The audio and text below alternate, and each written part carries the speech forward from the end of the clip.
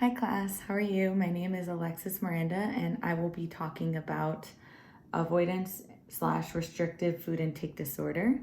So what is it? It's basically a food disorder that patients, specifically children and adolescents that go through an avoidance of a certain type of food. It used to be kind of linked with picky eating or picky eaters, but it turns out it's a little bit more complex than that. And it causes significant weight loss. It can cause a whole bunch of health complications. What it really is, it's you really don't meet the nutritional value that you need. And it causes, like, fatigue, no energy, um, deficiencies, and it can play a very big role into not only your health and your body, your physical being, but your psychological, your social being, and how you process everything. So, what is the difference? Like I said earlier about picky eating, what is the difference between picky eaters and this disorder?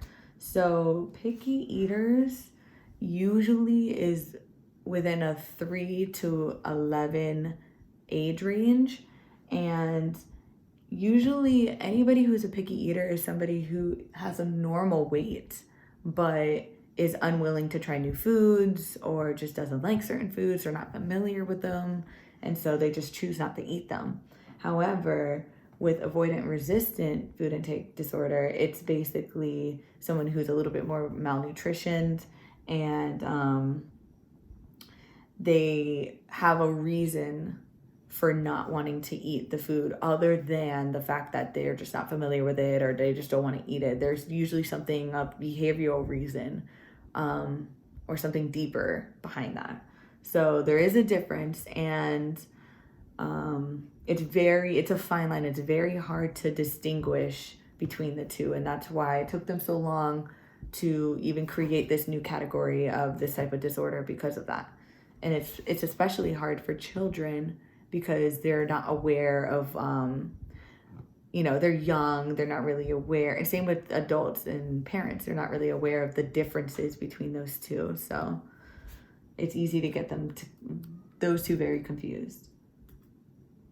So how common is this disorder? So this quote that I got from one of the research that I was doing, it says the rates of avoidance resistance food intake disorder has ranged from 5% to 14% among pediatric inpatient ED programs, and as high as 22.5% in a pediatric ED day treatment program, which to me kind of seems like a lot for it being a new disorder.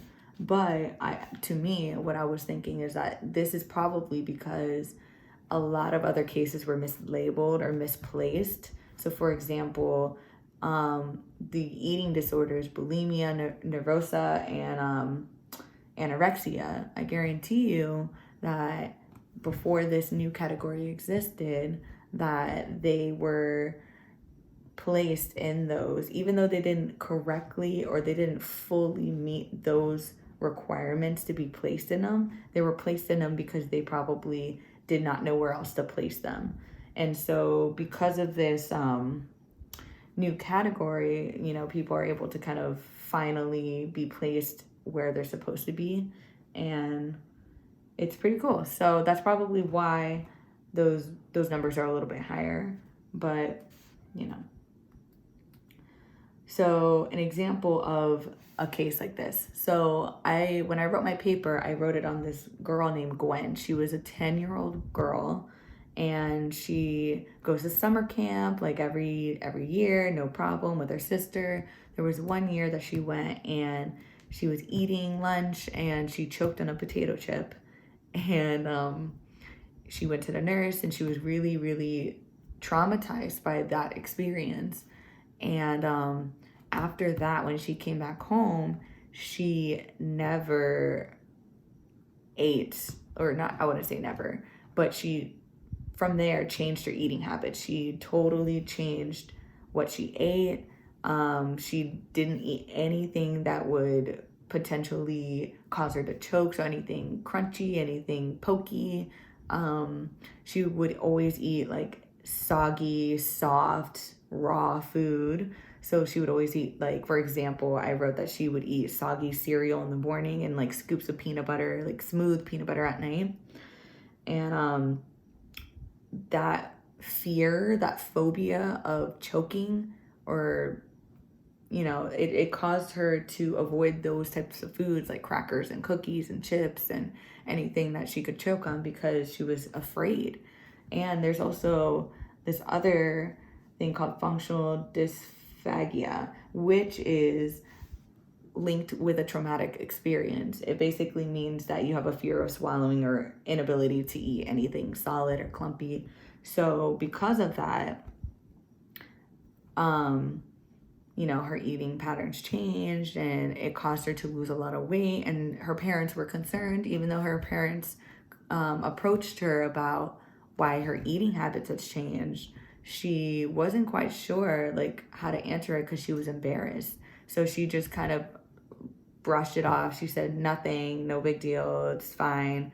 But her parents took her to a doctor or a clinician anyways to get her checked out. And turns out that this is the disorder that she had. And from there, they tried to take her to therapy. They got her to rehabilitation to finally be able to, years later, eat normal again and eat the proper amount of food and nutritional value that she should be eating all the time. So pretty sad, but pretty interesting story. DSM's 5 different food refusal behaviors. So there's different types of behaviors that are linked with this type of disorder. So this is what I was saying earlier about diagnosing it not as just a disorder, but going in depth as to why this happens. So they give us examples here. So the first one is learning dependent food refusal, medical complications food refusal, selective food refusal, fear-based food refusal, and appetite awareness and anatomy-based food refusal. So those are just some examples of like why somebody would try to refuse food. And then I have another one called complex biobehavioral pediatric feeding disorders, which basically kind of gives you an example of the things that could happen if you were to have this disorder and if it's not treated properly, such as structural abnormalities,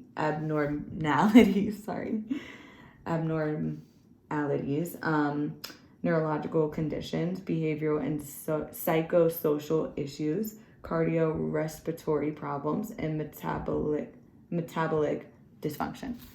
So conclusion, like I said, it is a very new disease or disorder, and it took a while for them to kind of distinguish what characteristics define this category.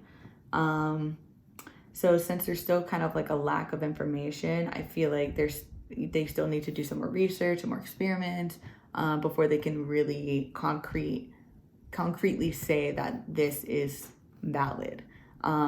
I still think the research that they have done so far is valid, but I think what makes something more valid is like a lifespan and a plethora of examples and experiments and research.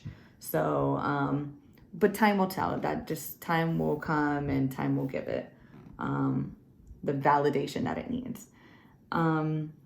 Other than that, I really think it's important for people to be aware of like these types of eating disorders, not just this one, but all the other ones that are taken in place. And the more awareness that we bring to disorders like this, the more we are able to like weight manage and live a healthy and awesome lifestyle. And yeah, so this is pretty much my presentation. I hope you guys found it a little bit interesting. I thoroughly enjoyed researching this topic. It's definitely different, new, spontaneous, great to be aware of. And I know that the people that are affected by this are happy that they're able to get the treatment that they need now that it is an official category. So yeah, so that's my presentation. Thank you, class. Take care.